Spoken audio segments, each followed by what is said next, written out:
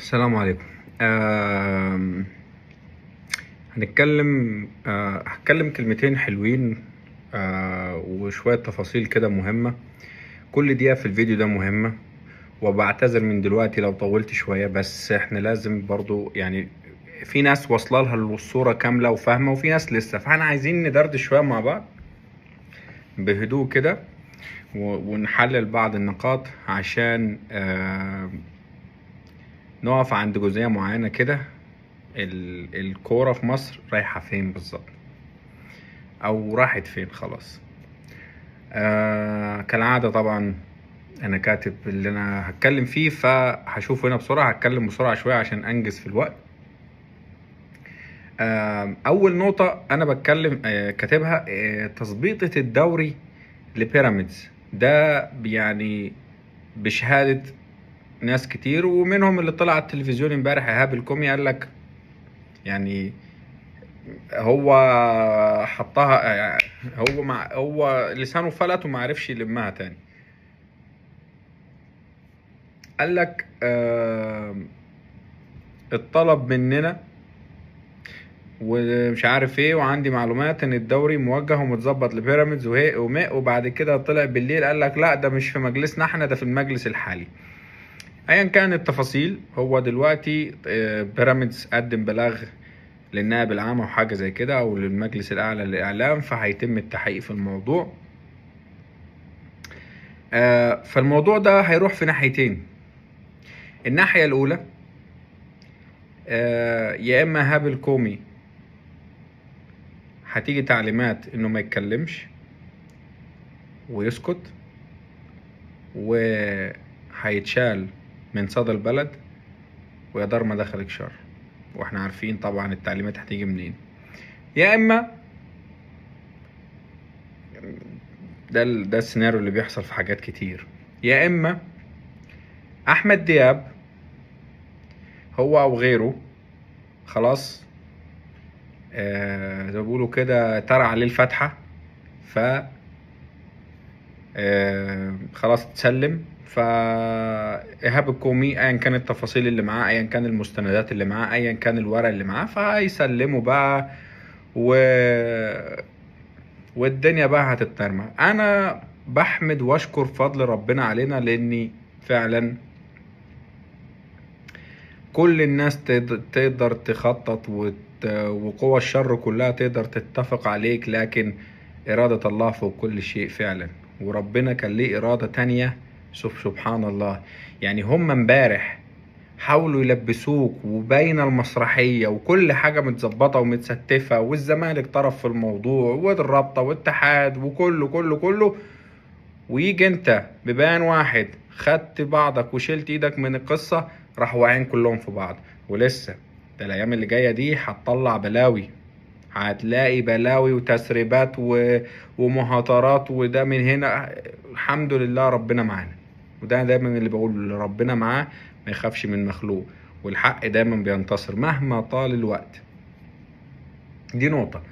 طبعا انا كنت اتكلمت قبل كده في الجزئية دي، هما ركزوا مع شوبير او غلطوا شوبير او وصلوا شوبير ان هو يغلط، وانا مش شايف انه غلط، بس هم طبعا طلعوه في الحتة دي عشان يتلككوا له ويعملوا له ايقاف، عشان شوبير الاحداث اللي بتحصل دي ما يطلعش يعلق عليها او يتكلم او يجي له اي اخبار من اي حتة، اللي هو انت تبعد عن الشاشة خالص عشان الجمهور متابعك ومركز معاك.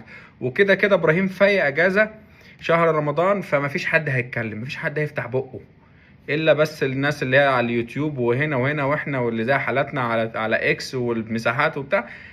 قله قليله اللي بتتابعهم، لكن الملايين الملايين ما يعني مش هتشوف الكلام اللي بيحصل ده. فطبعا شوبير كان مستهدف، وكان التركيز ان هو يتوقف عشان ما يطلعش يتكلم في اي حاجه.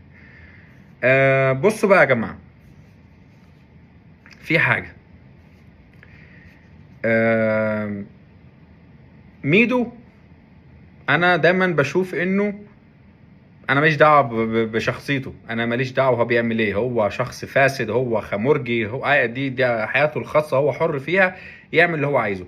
بس البني ادم اللي في طبعه الفساد، او اللي في طبعه انه هو ما عندوش امانه، هو ما عندوش اي مشكله يكون طرف في اي اتفاق يخدم مصلحته الشخصية اولا، حط تحت دي 100 مليون خط، مصلحته الشخصية اولا ومصلحة نادي الزريبة ثانيا. فانا ما عنديش اي شك ان ميدو يكون متفق مع بريدة، مع مجاهد، مع دياب، مع الجن الازرق، اني بصوا يا جماعه احنا هنظبط الدوري البيراميدز، تمام؟ وانت يا زمالك مثلا انا ليك عندي واحد اتنين تلاتة، او هيوصل، او السيناريو اللي كان مرسوم ان احنا هنوصلهم للمرحلة دي فهم ينسحبوا، فانت كده تركب الدوري وتبقى وتاخد الزمالك معاك دوري ابطال افريقيا، والاهلي يبعد عن المشهد مش عارف ايه. فالاهلي عشان عنده شموخ وعزة نفسه مش هينسحب، و مش هيقول انا مش هلعب ماتشات. كانوا متخيلين ان الاهلي هيكمل في المسرحيه دي ويبقى الكومبارس ويلعب عادي ويتغلب وبكل المؤامرات المعموله عليه دي، وسواء خدنا وصافه او طلعنا مركز ثالث واتيفر، المهم ان المخطط يمشي. فالحمد لله انه ما حصلش. اما بالنسبه انا عندي سؤال مهم والله ومحتاج حد يطلع يجاوبني عليه، اي حد عنده معلومه، هو احمد مجاهد ده بيعمل ايه في اتحاد الكوره؟ احمد مجاهد ده بيعمل ايه؟ انا فاكر ان هم لما كان في برنامج معرفش مع مين فاتسأل انت لو لان كان في كلام ان ابو ريده معرفش هيروح ممكن يخش الفيفا او ياخد رئاسة ايه، فقال لك انا كده ساعتها هنتخب، هنزل انتخابات، لكن لو ابو ريده نازل انا مش هنزل قصاده. طيب بما انك ما نزلتش قصاد ابو ريده، طب انت بتعمل ايه في الاتحاد؟ ولا هي كانت متظبطه ومتطرمخه كده؟ ابو ريده هيروح ياخد رئاسة شمال افريقيا زي ما شفنا كده، كسب وهو مع الفيفا ومع دنيا الفيفا، فهو اساسا مش هيبقى مركز ولا فاضي للدوري المصري، هو بس كده بالمنظر رئيس اتحاد الكورة، وهيبقى احمد مجاهد هو المدور الفعلي للقذارة والوساخة اللي احنا شايفينها دي. وطبعا بكلام الناس وبشهادة الناس قبل كده لما قالوا ان حتى اسمه ايه، جمال علام كان هو رئيس اتحاد الكوره، ولكن قال لك منظر شرفي، ما بيعملش حاجه ولا ليه دعوه باي حاجه ولا بيشوف حاجه، واللي مدور الدنيا هنا ابو ريده، واللي بيديله التعليمات هنا ابو ريده. فكل دول رجالته مفسدينه، اتباعه اللي بس بينفذوا امره. ف ما كانش عندي اي شك في اني الوساخة هتفضل مكملة. حتى المحترم الكويس اللي كان انا واثق وعلى يقين انه لو مسك اتحاد الكورة هيعمل شغل صح، خالد بيومي، راحوا تلككوا له وقالوا له ده لا ان مش عارف عايزين شهادات وعايزين ايه من الناس اللي معاك وي. الراجل قال لك انا منسحب، بلا انتخابات بلا زفت، لانه عارفين انه محترم ومش هيخلي ليهم رجل في اي حته. طبعا في جزئيه اتكلمت عنها ناس كتير امبارح وانا حابب ان انا اتكلم فيها برضو، انه هنا ابو ريده كان بينفذ نفس المخطط القذر الوسخ ده في دوري 2018 2019 وكلنا عارفين اللي حصل ساعتها. فهاني ابو ريده راجع، هو راجع ومصمم انه يخدم الزمالك، بس طبعا دلوقتي في الاسيوطي طالع في البخت زي ما بيقولوا، او هو اللي الطرف الاقوى عشان هو اللي مكمل في الدوري ونقاطه هو اعلى وعنده سكواد اعلى، والزمالك بعيد عن المنافسه. فطبعا ايه، لا انا هطلع الاتنين في كفه واحده ويلا ده يشيل ده ونعمل معاهدات سلام. على فكره يا جماعه، يعني معلومة للناس اللي ممكن ما تكونش عارفاها، رحم الله شهدائنا طبعا ال74 شهيد. انا عايز اقول ان هنا ابو ريده ده كان هو نائب رئيس الاتحاد ساعة المذبحة.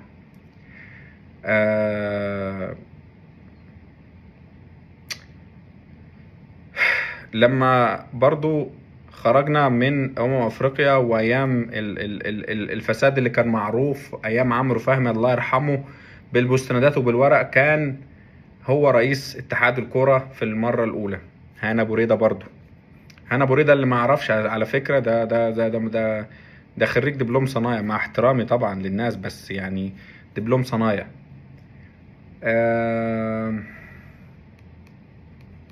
فأنا مش عارف مين اللي مسلم دقنه للناس دي؟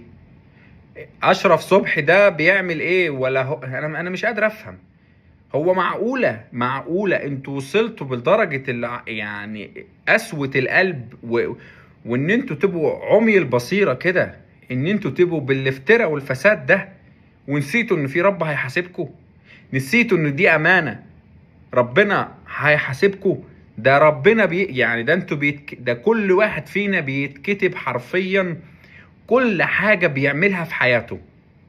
الكلمة اللي بتطلع من بقك بتتسجل، هتتحاسب على كل حاجة أمام الله. لا هينفعك منصب، ولا هينفعك وزير، ولا هينفعك رئيس جمهورية، ولا هينفعك حتى يعني مش عارف أقول لك إيه. إبليس نفسه مش هينفعك قدام ربنا يوم القيامة. فأنتوا بتعملوا كده إزاي؟ وإزاي جايلكوا يعني ما مش عارف. أنا مش قادر أستوعب إن أنتوا إزاي يعني غلاظ القلب كده بالمنظر ده.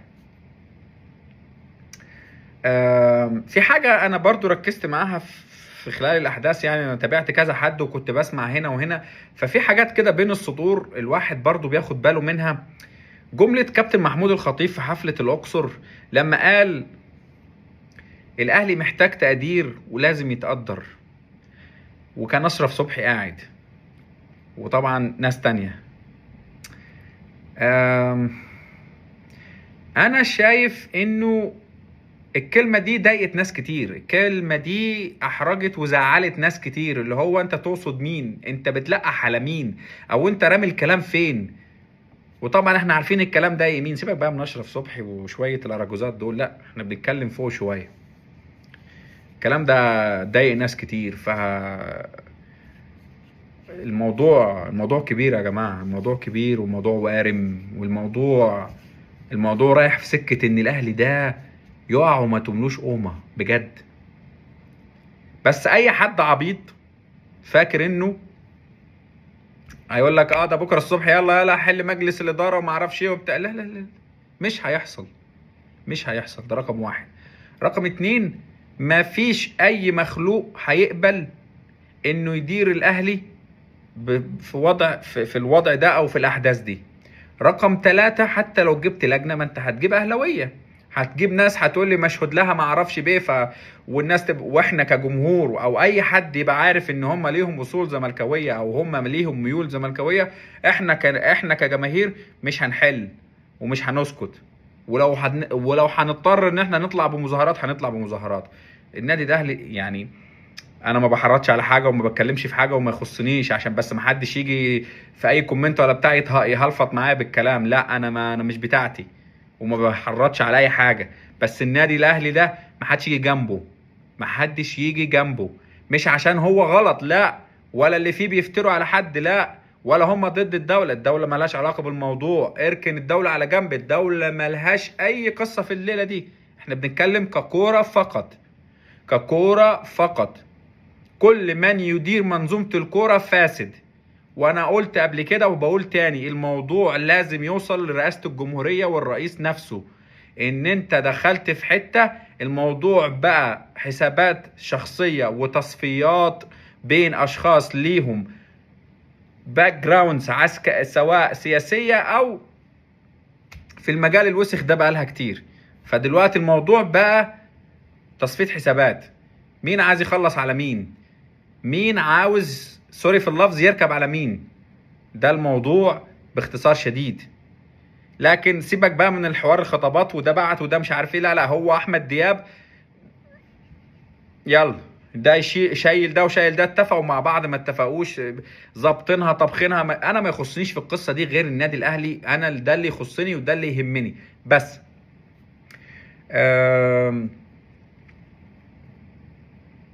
عندي بس كده تعليق بسيط على الفيديو بتاع عمرو السولية وتقريبا كان رامي ربيعة. ايا كان الشخص اللي عمل كده، عضو في النادي، عضو جمعية عمومية، مشجع عادي، ايا كان انت مين. انا عايز اسألك سؤال واحد. هو انت لو بني ادم طبيعي وعندك مشكلة في شغلك وفي تاتش جامد واحتمال بسببه يتقطع عيشك او يتخصم لك او المكان نفسه ممكن يتقفل، هل هتبقى خارج من المكان بهدوء وعندك طولة بال ان انت تتناقش مع اي حد في اي تفاصيل؟ انا اشك. اكيد هتبقى متعصب، اكيد هتبقى متضايق، اكيد هتبقى تحت ضغط عصبي، اكيد هتبقى مش لو حد قال لك بم هتروح نازل على وشه على طول. فانت واحد طالع من الفندق او من فرع النادي بسبب كل اللي حصل على مدار اليوم، هو مش شايف قدامه، مش طايق نفسه، فانت رايح ترازيه وتقول له معرفش كسفتونا ولا ايه. يا اخي والله العظيم لولا الفيديو ده ما ممكن يعني اطفال يشوفوه او سيدات محترمات، انا كنت سمعتك كلام يعني جسمك يقشعر منه. واي حد شبهك، اي حد من عينتك بيقول انه اهلاوي يعمل كده في وقت زي ده، لا يا سيدي انا بقولك انت ما تستحقش تشجع الاهلي، وانت تمامك الجزمة واي حد شبهك لو هتعملوا كده في النادي وفي اوقات عصيبة بالمنظر ده. وده اقل وصف انا ممكن اقوله لك، لان انتوا لو عندكم دم وبتحسوا ما حدش فيكم يفتح بقه اصلا مع اي لعيب ولا غيره، ما يتكلمش معاه اصلا. دي نقطة. النقطة التانية، اي بقى ولا دي خليها للاخر عشان دي انا هقفل بيها الفيديو، معلش انا اسف، خليها في الاخر. بوست بتاع كابتن احمد بتاع عماد متعب، انا برضو اتكلمت اكتر من مرة وقلت وهكرر الكلام واسف انه بيتكرر، بس انا مصمم انه يتكرر. قلت لو انت شايف ان في فساد عيني عينك وعندك ما يثبت وعندك الدليل، اطلع استقيل وقول لا يا جماعة انا مش هكمل، وفي 1 2 3 بيحصل، وانا ضد الفكرة وضد الكلام ده، وانا مش هكون طرف في الحكاية دي. من بدري قلت كده. فانت لما تبقى لعيب كورة تقيل زي عماد متعب، ليك تاريخ ومشهود لك بحبك للنادي، والناس يعني ما اعتقدش اني يعني في ولو نص في المية من جماهير الاهلي حد ما بيحبكش، لا ده انت بالعكس، ده انت جماهير الاهلي كلها بتحبك يا عماد يا متعب. لما تطلع في بيان تكاتب بوست بتقول ان انت بقالك سنة ونص ولا سنتين ولا 3 سنين ما اتخدش رأيك في حاجة وما خدتش قرار في حاجة ومهمش ومش عارف مخرجينك من الجروب ومش عارف ومش عارف، امال انت كنت بتمثل الاهلي في ايه؟ او بتاع ايه؟ كنت عضو في نائب رئيس الرابطة بتاع ايه وبتعمل ايه؟ بتطلع كنت في اون بتحلل المباريات وفي الاستوديو التحليلي وبتتكلم وتقول وتودي. طب ما كنت يعني ايه ده؟ انت كنت بتاكل عيش بس؟ طب هو الاهلي اثر معاك في حاجة؟ طب ما انت كنت بلاش يا سيدي تطلع تعلن للناس، روح لإدارة النادي، روح للخطيب نفسه قول له يا كابتن محمود في 1 2 3 فانا شوف لي شغل عندك في النادي، انا هنسحب من الرابطة. ايه احمد دياب مخوفك ولا ماسك عليك زلة ولا هياخد روحك؟ خدش الروح غير اللي خالقها، وبالعكس كلنا نتمنى نموت واحنا روحنا نظيفة واحرار، يعني حتى لو ده حصل تبقى انت عارف انك انت قدام ربنا مظلوم في يوم من الايام. انا مش فاهم انتوا ليه وصلتوا يعني ده الكورة الحاجة الوحيدة اللي اللي مهونة على الشعب ده الغلب اللي هو فيه، الكورة. يعني الساعة ونص ولا الساعتين بتوع ماتش الكورة دول الناس بتروح يعني تفضي الدماغ دي خالص عشان تتفرج على ماتش كورة وتنسى هموم الدنيا والبلال الازرق اللي عايشين فيه. حتى الكورة سوتوها، بوظتوها، خلتوها كلها فساد، كرهتوا الناس فيها، الناس ملهاش حتى نفس تفتح التلفزيون وتشغل ماتش كورة. طب انتوا عايزين ايه تاني من الناس؟ مراكز ومناصب وبتاخدوا فلوس وبتاخدوا، واللي انتوا عايزينه بتعملوه، ومحدش شايفكوا ومحدش بيراجع وراكوا. ما تسيبوا الناس في حالها وتسيبوا الناس تتفرج على احلى حاجة بتحبها في حياتها. ليه بتستكتروا على الناس اي حاجة تهون عليها؟ عشان ماتش كورة؟ عشان مسابقة دوري؟ عشان منصب اداري؟ عشان الفشخرة والمنظرة ان انت تروح تتعزم وتقعد وسط ناس ده فلان بيه وفلان بيه؟ ولا عشان عايز تروح تاخد منصب في الفيفا؟ طب ما انت بقالك سنين في الفيفا، ايه اللي مرجعك على الاتحاد المصري يا عم زفت؟ ايه اللي مرجعك على الاتحاد المصري؟ ما تسيب ميتين ابونا في حالنا يا اخي. ده انت شوف عندك كام سنة، اعمل لاخرتك، اعمل لاخرتك. شوف انت هتقابل رب كريم قريب، كلنا هنقابله. ايه ده؟ كرهتونا في الكورة وكرهتونا في عيشتنا وكرهتونا في كل حاجة. في جزء كده لفت نظري امبارح برضو، جايبين مراقب مباراة من بورسعيد. هو انت جايب مراقب مباراة من بورسعيد ليه؟ معلش يعني، ده لو حتى الماتش اتلعب يعني، جايب مراقب مباراة من بورسعيد ليه؟ ومين ده اصلا؟ بيقول لك معرفش كان شغال ايه كده يعني، حاجة ملهاش علاقة بالكورة، فجأة جابه قال له انت هتبقى مراقب مباريات برضه عشان من بورسعيد. ودور وراه، ممكن يكون قريبه، نسيبه، حاجة كده تبعه برضه. اشمعنى من بورسعيد يعني وجاي القاهرة؟ ايه الفكرة؟ ايه الحكمة؟ ليه؟ انا مش فاهم.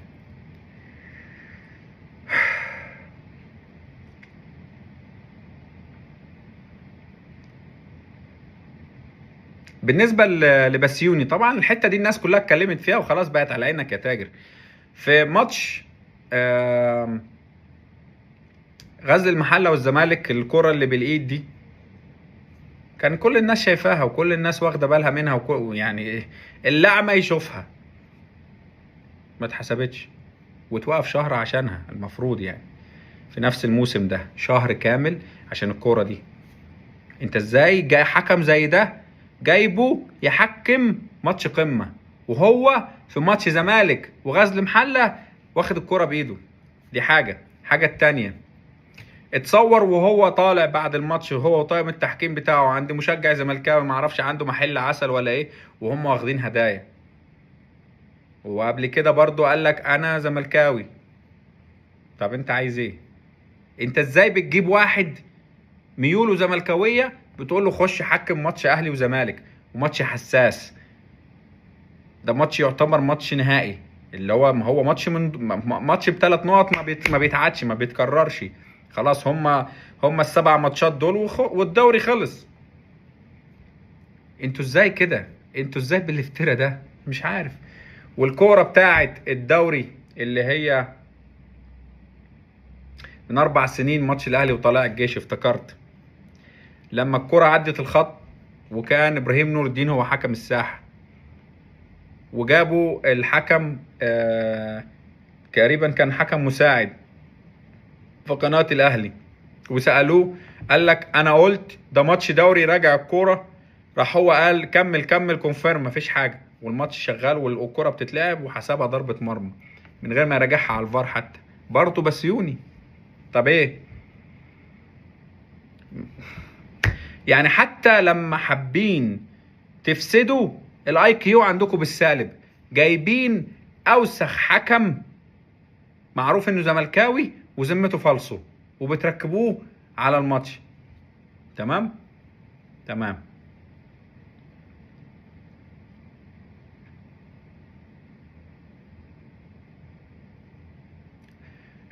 حبايبنا ولاد المختلط قال لك اصل احنا ما معناش فلوس نجيب حكام اجانب.